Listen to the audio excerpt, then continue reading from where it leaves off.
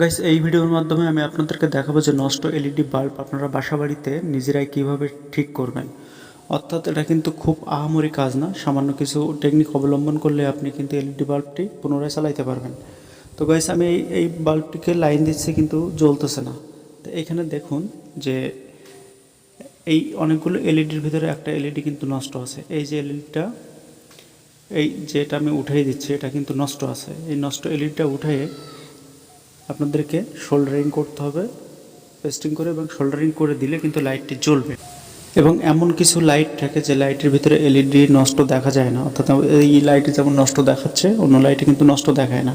তো সেই এলইডি কীভাবে সার্ভিস করতে হয় আমি পরবর্তী ভিডিওতে দেখিয়ে দেবো, সেগুলো আপনারা কীভাবে সার্ভিস করবেন। তো যে লাইটগুলো আপনারা খোলার পর দেখবেন যে একটা এলইডি বা দুইটা এলইডি বা তিনটা এলইডি নষ্ট হয়ে গেছে, সেই এলইডিগুলো আপনারা কী করবেন, উঠাই দিয়ে সেখানে সোল্ডারিং করে দিবেন, তাহলে পুনরায় কিন্তু আপনার বাল্বটি জ্বলবে।